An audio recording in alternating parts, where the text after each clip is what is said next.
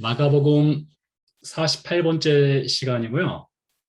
마가복음 14장 1절, 2절, 2절 말씀을 가지고 6월절과 대제사장들이라는 제목으로 함께 하나님 말씀을 배우도록 하겠습니다. 자, 핵심 구절 같이 읽어보도록 하겠습니다.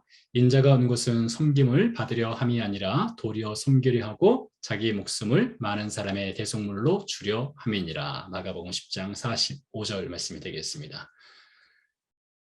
거꾸로 갔네요. 네, 예수님의 마지막 일주일을 함께 살펴보고 있습니다. 나중에 한번 더 지금 보시는 그림들은 한번 정리해서 말씀드리도록 하겠고요. 오늘은 6월절과 관련된 사건을 보도록 하겠는데요. 성경에 기록된 사건 중에 6월절만큼 또 중요한 것이 또 어디 있을까 싶을 정도로 매우 중요한 본문이 되겠습니다. 본문은 짧습니다. 같이 한번 읽어보도록 하겠습니다.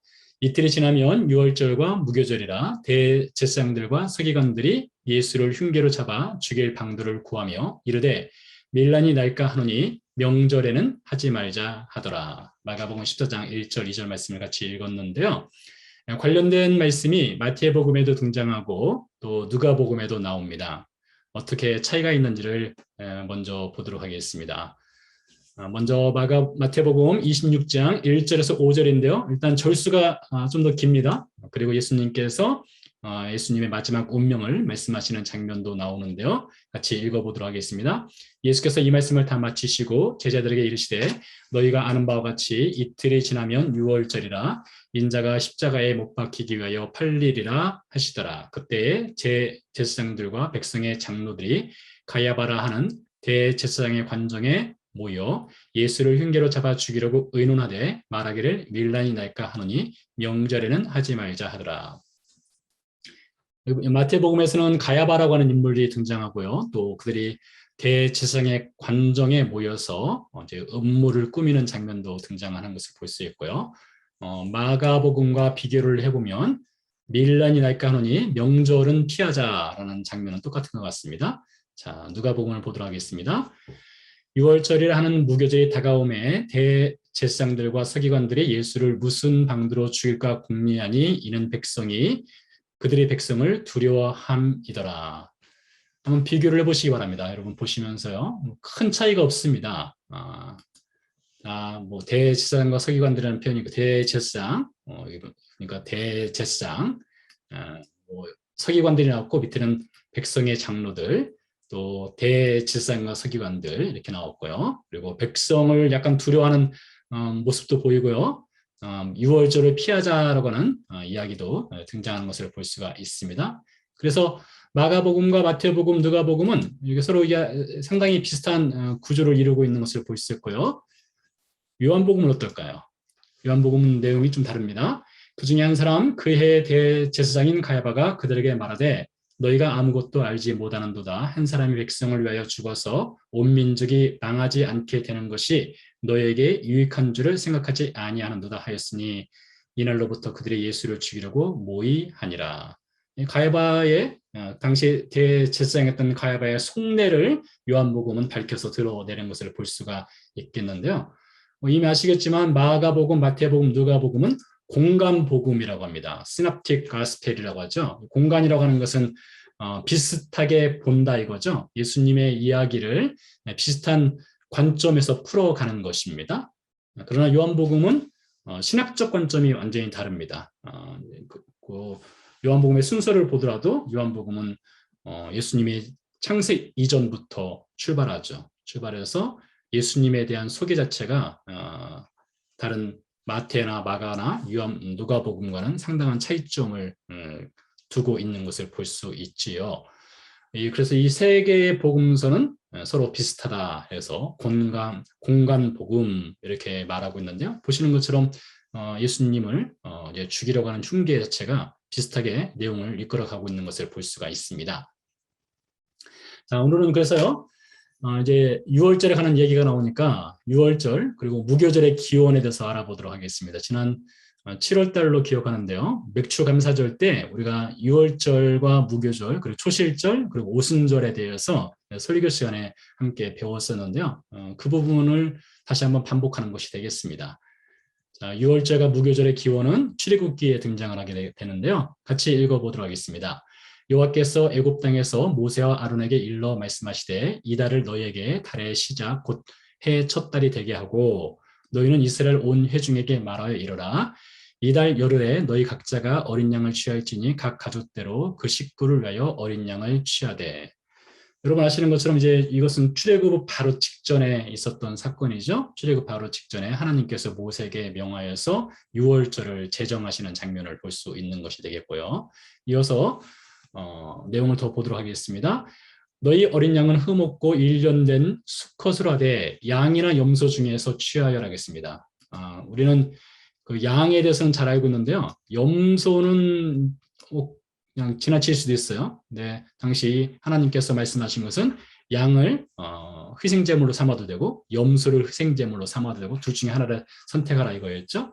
이달 열 나흘까지 간직하였다가 해질 때에 이스라엘 회중이 그 양을 잡고 그 피를 양을 먹을 집 좌우 문설주와 임방에 바르고 그 밤에 고기를 불에 구워 무교분과 쓴 나물과 아울러 먹되. 이어서 보면 너희는 그것을 이렇게 먹을지니 허리에 띠를 띠고 발에 신을 신고 손에 지팡이를 잡고 급히 먹으라. 이것이 여호와의 유월절이니라. 아시는 것처럼 유월절은 패스오버 한다고 해서 뭔가 넘어가는 것을 뜻하는 것이 되겠습니다. 자, 유월절에 대해서 좀 더 알아보도록 하겠는데요. 넘겨보도록 하죠. 자, 달력을 좀 보도록 하겠습니다. 유대력입니다.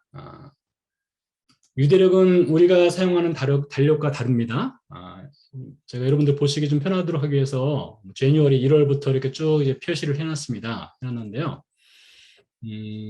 여기 보니까요. 출애굽기 12장 1절, 2절에 달의 시작 곧 해의 첫 달이 되게 하라 했습니다. 이 달을요. 이 달이 언제일까요? 이 달은 니산월이 되겠습니다. 니산월. 이스라엘 백성들이 출애굽을 한 달이 히브리 유대력으로는 니산월 혹은 아비볼에 출애굽을 했습니다. 오늘날 우리 달력에 의하면 3월이나 뭐 4월 이 사이에 이스라엘 백성들이 출애굽을 하게 된 것이 되겠습니다. 자, 이번 주 주일날 추수감사절을 맞이합니다. 추수감사절은 어느 달과 관련이 있을까요? 1월, 2월 쭉 내려가서 7월, 8월, 9월, 10월, 이번에 우리가 지금 11월을 지나고 있지 않습니까?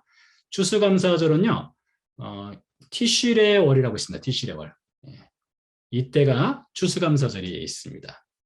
그래서 그 유대력에 의하면 원래 출애굽기에서는 이스라엘 백성들에게 달의 첫 시작을 니산월 혹은 아비벌이 우리식으로 말하면 1월이 되겠죠. 근데 나중에 이스라엘 백성들이 바벨론으로 포로로 끌려갔다가 돌아온 후에는 새해 첫 달이 바뀌게 됩니다. 니산월에서 티시레월로 바뀌게 돼요. 티시레월. 이때가 또 1월이 될 수 있습니다. 그리고 고대 근동 시대, 이스라엘을 포함한 가나안 땅을 포함한 고대 근동 시대 때 사람들은 새해를 1년에 새해를 두 차례 갖기도 했습니다. 두 번의 새해를 갖기도 했었어요. 그렇게 해서 볼 때는 어떻게 보면 이스라엘 백성들이 니산월이라고 하는 것도 새해로 지켰을 수도 있고요. 그리고 티시레월도 새해로 지켰을 수도 있고요. 아니면 말씀드린 것처럼 바벨론으로 끌려갔다가 돌아오고 나서는 티시레월을 새해의 첫 달로 지켰을 가능성도 있겠다 싶습니다. 자, 아무튼 니산월에 이제 어린 양을 잡아서 유월절 행사를 하도록 하였는데요. 니산월 아비볼 새해 시작이라고 했습니다. 자, 어떻게 양을 잡아서 먹고 그 피를 바르는지 그것을 보도록 하겠습니다. 자, 10일째 되는 날입니다. 여기 보니까요. 이달 열흘에라는 표현이 있습니다. 이달 열흘에. 그러니까 10일째 되는 날이죠. 이스라엘 사람들은 하루의 시작이 저녁에 시작됩니다. 해질 때에 저녁이 시작돼서 그 다음날 해 질 때까지가 하루가 되겠습니다. 우리는 일반적으로 아침에 시작해서 저녁에 마치지만 이스라엘 사람들은 저녁에 시작해서 저녁에 마칩니다. 그 이유는 창세기에 보면 저녁이 되고 아침이 되니 하루가 되었다. 이런 표현이 있기 때문이기도 합니다. 자, 아무튼 10일 날 저녁에 어린 양을 선택을 하겠습니다. 선택을 해서요. 자, 그리고 나서 며칠간 어린 양을 데리고 있는가 하면 4일 동안 데리고 있습니다. 그리고 14일째 저녁 때 이제 어린 양을 잡죠. 잡아서 그 식구들이 같이 어린 양을 먹습니다. 그리고 그 피는 집 문설주. 여러분 문설주라면 집 현관문 밖에라고 생각하시면 됩니다. 현관문 밖에다가 이제 어린 양의 피를 혹은 염소의 피를 이렇게 바르도록 되어 있습니다. 10일째 어린 양을 선택하고 4일째 되는 날, 14일째 되는 날 어린 양을 잡아서 먹고 그 피를 바르는 것이죠. 자, 그래서 이 14일째 되는 날을 유월절이라고 합니다. 유월절. 그리고 15일째 되는 날, 정확하게는 14일 저녁 때부터 이제 누룩이 들어가지 아니한 빵을 먹게 되는데요. 그래서 14일 날을 유월절이라고 하기도 하고 무교절이라고 하기도 하고 이 유월절 절기 7일 동안 지키는 절기 전체를 유월절이라고 하기도 하고 무교절이라고 하기도 하고 성경마다 좀 약간씩 차이점은 있어요. 네, 그건 큰 차이점은 아닙니다. 유월절 혹은 무교절. 우리한테는 익숙한 말은 유월절이 아무래도 익숙하죠. 아무튼 유월절을 이렇게 쭉 지키게 되고요. 15일째 새벽에 이스라엘 백성들이 출애굽을 하게 되죠. 이제 드디어 새벽에 이스라엘 백성들이 애굽을 빠져나와서 이제 광야로 이제 들어가는 사건이 일어나게 됩니다. 자, 그래서 14일에서 15일째로 넘어간 날 이때로부터 이렇게 절기가 시작돼서요. 7일 동안 절기를 지킵니다. 7일 동안 유월절 혹은 무교절이라는 절기를 7일 동안 지키게 돼 있어요. 자, 성경 구절을 보도록 하겠습니다. 너희는 이래 동안이란 말이 7일이죠. 이래 동안 무교병을 먹을지니 그 첫날의 누룩을 너희 집에서 제하라. 무릇 첫날부터 일곱째 날까지 유교병을 먹는 자는 이스라엘에서 끊어지리라 했습니다. 왜 무교병을 먹으라고 했을까요? 이스라엘 백성들이 출애굽을 할 때에 누룩이 들어가지 아니한 빵을 먹었습니다. 그래서 그것을 기념해서 유월절 기간 동안 혹은 무교절 기간 동안에는 누룩이 들어간 것을 먹지 못하도록 하는 법을 하나님께서 정한 것이 되겠죠. 다시 한번 정리할까요? 10일째 되는 날 양을 선택하고 14일째 되는 날 양을 잡고 그리고 피를 문에 바르고 그 다음날 아침 새벽에 이스라엘 백성들이 출애굽을 하였습니다. 자, 니산월 아비볼에 이제 유월절 행사가 있게 되는데요. 자, 이것에 대해서 레위기서 23장 6절 7절은 어떻게 말하는지 보도록 하겠습니다. 이달 15날은 여호와의 무교절이니 이래 동안 너희는 무교병을 먹을 것이요 그 첫날에는 너희가 성회로 모이고 아무 노동도 하지 말지며. 자, 이래서 그 14일부터 말씀드린 것처럼 유대인들은 저녁 때 하루가 시작되기 때문에 14일부터 이미 절기가 시작된 겁니다. 네, 이렇게 15일까지가 절기 첫날이 되겠죠. 절기 첫날이 되고요. 이때 첫날이 되는 이날 14일부터 15일 때까지가 성회로 모이고 아무 노동도 하지 않는 절기 안식일입니다. 절기 안식일. 14일 저녁부터 15일 저녁까지가 절기 안식일이 됩니다. 자, 그런 다음에요. 어떻게 될까요? 자, 초실절로 들어가도록 하겠습니다. 여러분, 초실절은 어떤 절기인가 하면 안식 후 이튿날 지키는 절기입니다. 초실절은 말 그대로 곡식 이삭을 하나님께 천이삭을 바치는 절기가 되겠는데요. 성경을 찾아보도록 하겠습니다. 너희의 곡물을 거둘 때에 너희는 곡물의 천이삭 한 단을 제사장에게로 가져갈 것이요. 안식일 이튿날 너희가 요제로 곡식단을 가져온 날부터 이런 표현이 있습니다. 자, 여기 보니까 곡물의 천이삭 한 단을 이란 표현이 있는데요.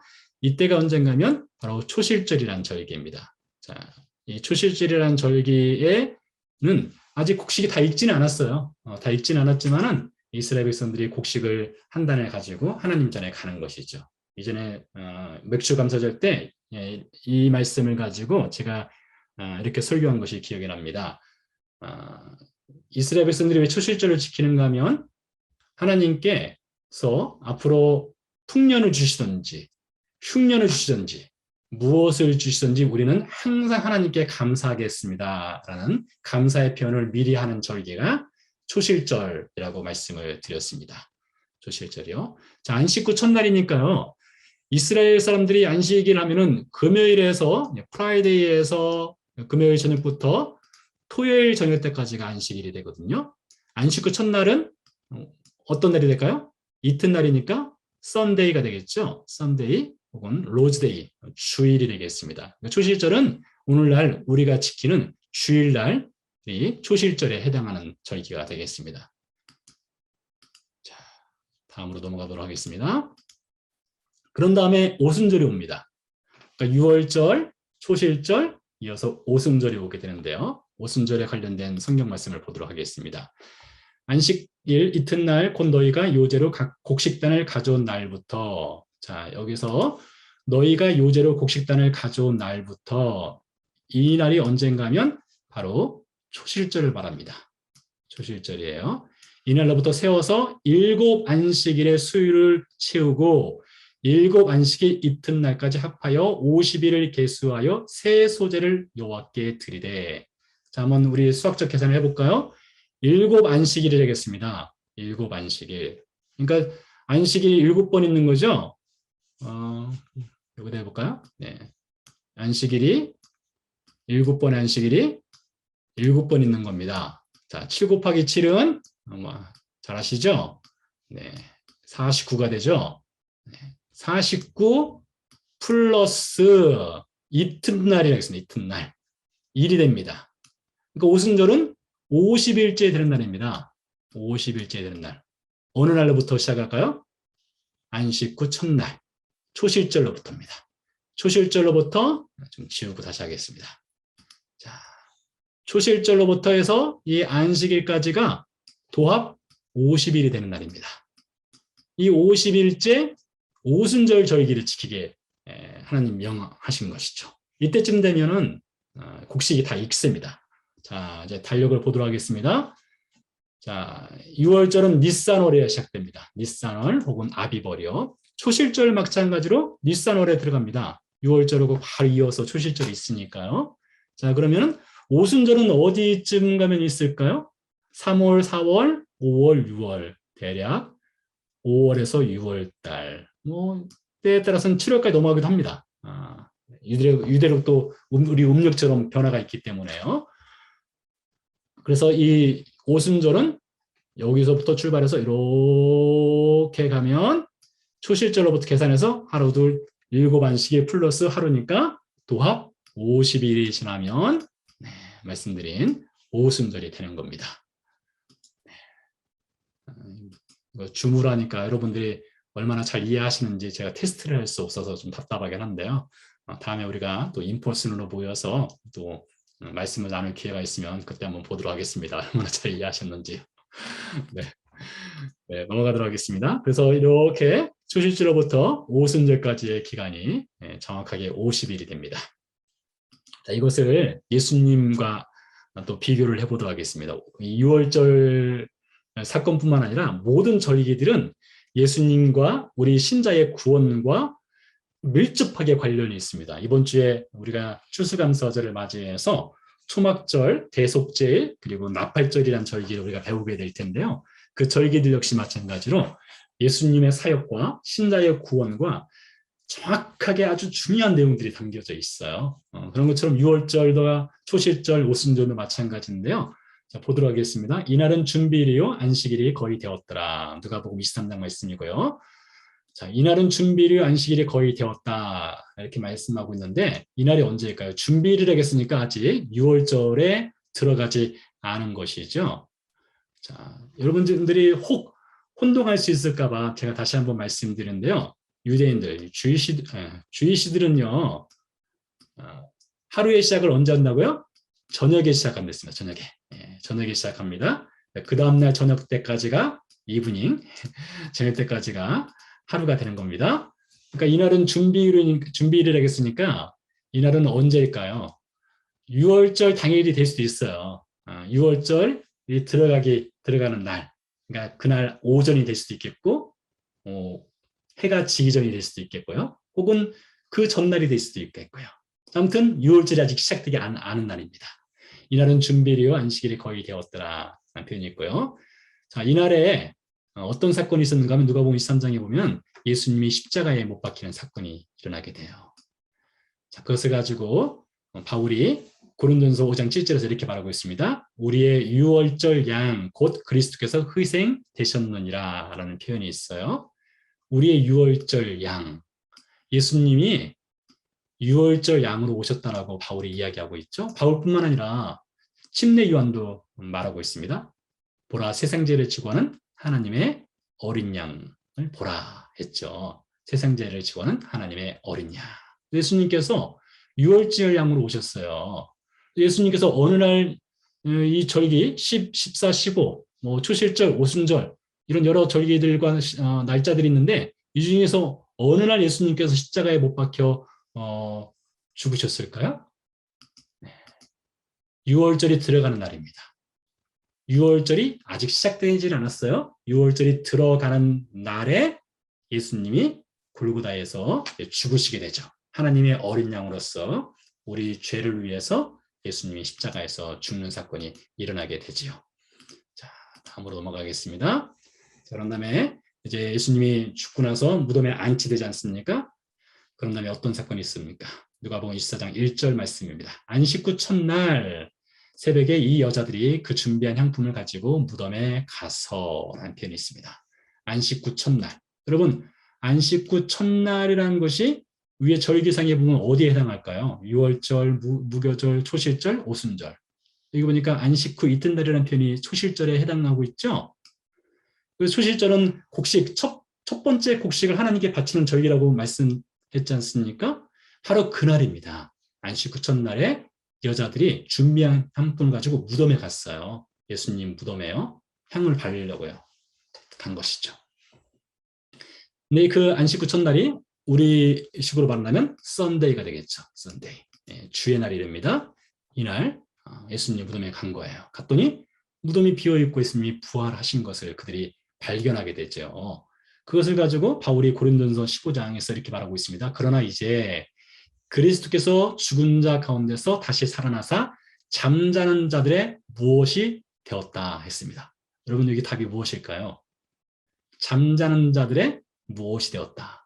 자, 힌트를 드린다면 초실절 날은 곡식의 첫이삭을 미리 하나님께 드리는 절기가 초실절이 되겠습니다. 예수님은 모든 잠자는 자, 그리스도 안에서 잠자는 모든 자, 우리를 포함해서 모든 그리스도인의 부활에 뭐가 되셔요? 네, 말씀하신 것 같아요. 네, 첫 열매가 되시죠. 첫 열매가 되셔요.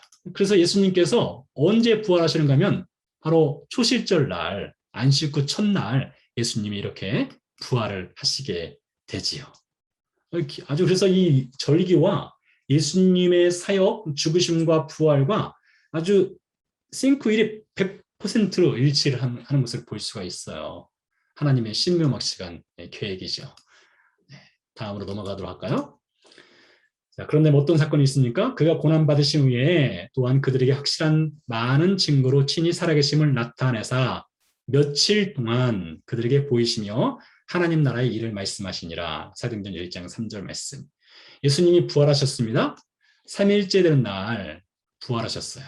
부활하시고 나서 친히 살아계심을 며칠 동안 보여줬을까요? 제자들한테요. 네, 이것은 40일이죠. 예수님이 부활하시고 나서 승천하실 때까지 40일 동안 이 땅에 계셨습니다. 자, 그런 다음에 오순절 날이 이미 이름에 그들이 다 같이 한 곳에 모였더니 호련히 하늘로부터 급하고 강한 바람 같은 성령의 임재함이 있는 사건을 볼 수가 있는데요. 오순절이 왔습니다. 자, 그렇다면은 예수님이 초실절 날, 안식 후 첫날 이날부터 부활해서 40일 동안 있었다겠습니다. 대략 뭐 이쯤 되겠네요. 40일 동안 있었어요. 자, 오순절은 며칠째 되는 날이라고요? 초실절로부터요? 네, 50일 되는 날이죠. 50일째 되는 날입니다. 그럼 며칠이 덮입니까? 이렇게 11일이죠. 제자들이 며칠 동안 기도했어요? 예수님이 승천하신 다음에 10일 동안 이제 기도했죠. 10일 동안 기도하고 오순절이 되었을 때 하나님의 성령이 임재하시는 그런 사건이 일어나게 되지요. 하나님의 성령께서 신자들 가운데 임재하셨어요. 정확하게는 신자들 몸 안으로 들어오시는 사건이 이제 일어나게 되지요. 자, 이래서 이 성경의 절기들을 보면은 하나님께서 구약 성경에 기록하도록 하고 구약 성경에 명하신 모든 절기들을 단순히 이스라엘 백성들로 하여금 어떤 기념을 삼기 위해서 단순히 감사를 표현하기 위해서 그 정도 수준으로 하나님께서 이 성경의 절기를 기록하도록 한 것이 아니라 명한 것이 아니라 그 안에 아주 더 중요한 의미를 부여하고 담고 있다는 것이죠. 그것은 모든 것이 다 예수님께 포커싱이 되어서 예수님의 죽으심과 부활과 신자들에게 주시는 구원과 성령의 임재로 연결되도록 하나님께서 이 구약 성경에 모든 절기들을 미리 준비를 해놓으셨다는 것을 볼 수가 있습니다. 하나님의 계획하심이죠. 자, 그런 가운데 오늘 말씀이 있습니다. 오늘 말씀 보니까요. 이틀이 지나면 유월절과 무교절이라 대제사장들과 서기관들이 예수를 흉계로 잡아 죽일 방도를 구하며 이르되 밀란이 날까 하노니 명절에는 하지 말자. 여기서 말하는 명절은 언제일까요? 유월절, 초실절, 오순절 중에 당연히 유월절이 되겠죠. 유월절을 맞이하면 당시 예루살렘에 살고 있는 인구가 대략 한 7만 명 정도 되었다고 해요. 근데 유월절 기간에 전 세계에서 유대 전역에서 유대인들과 유대교회에 입교한 사람들이 예루살렘을 방문하죠. 명절을 지키기 위해서요. 그럼 대략 그 숫자가 20만 명 이상으로 늘어나게 됩니다. 거의 3배 가까이 뛰는 것이죠. 거기다가 예수님은 당시에 백성들로부터 상당한 지지와 인기를 한 몸에 받고 있었습니다.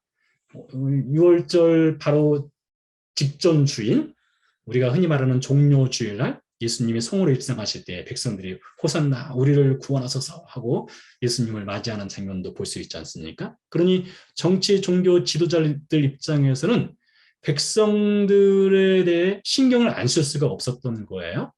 꼭 예수님을 이 사람들이 많이 모였을 때에 예수님을 처형시키게 되면 백성들이 어떤 폭동을 일으킬지 모르기 때문에 그 위험을 느꼈던 것이죠. 자, 그래서 명절에는 하지 말자 했습니다. 명절을 피해서 하자 했습니다. 그러니까 이들이 디데이를 정했는데 디데이를 이 6월절 기간은 피하자 이랬던 것이죠. 왜냐하면 6월절이 지나면 사람들이 집으로 돌아가지 않겠습니까? 백성들이 돌아가고 좀 조용할 때 예수님을 죽이자 이렇게 했던 것이죠. 자, 그렇다면 이들이 정한 디데이는 어디쯤에 디데이가 가면 좋을까요? 자, 6월절, 무교절, 초시절, 오순절 어느쯤에 가면은 좋을까요? 이들이 디데이를 정한 것이에요. 아마 이들은 6월절 기간이 7일이니까 6월절 14일부터 시작해가지고 뭐 대략은 뭐 21일까지 하겠죠? 21일까지 해서 이날이 지나고 나서 예수님을 죽이려고 결정했겠죠. 자, 근데 이들 마음대로 됩니까? 이들 마음대로 되지 않습니다.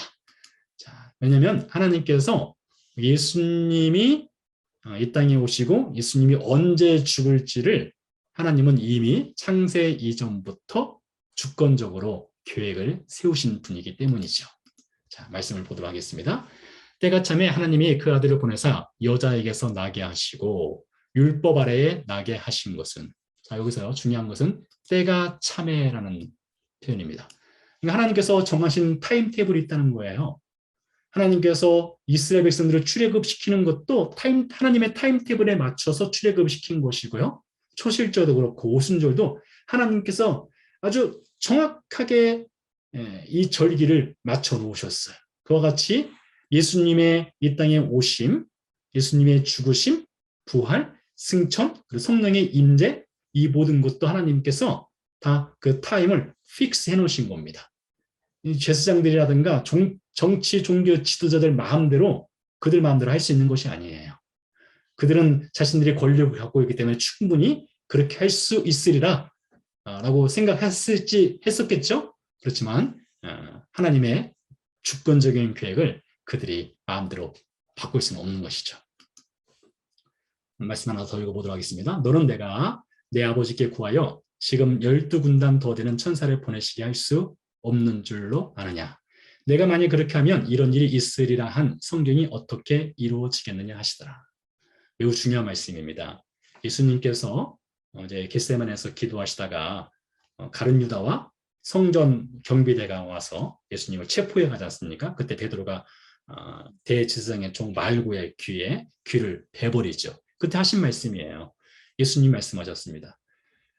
성경이 있으리라고 하는 것이 어떻게 이루어지겠느냐. 내 마음대로 하면. 예수님도 하나님의 주권적 계획에 온전히 순종하시는 장면을 볼 수 있는 이 성경 구절입니다. 예수님께서도 이 땅에 오셔서 하시는 모든 것들이 하나님의 계획에 따라서 그분이 말하고 행동하고 죽으시고 부활하시고 하셨다는 것이죠. 자, 이것을 통해서 우리가 무엇을 배울 수 있을까요?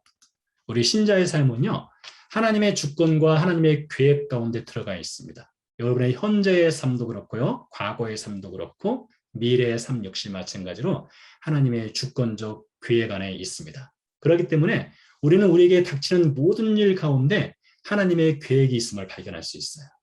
하나님의 뜻이 있음을 발견할 수 있습니다. 그리고 그 하나님께서 인도하시는 것에 우리는 순종함으로 그 하나님의 인도하심에 따라서 하나님의 주권과 하나님의 계획을 인정하고 그 길을 걸어가는 것이죠.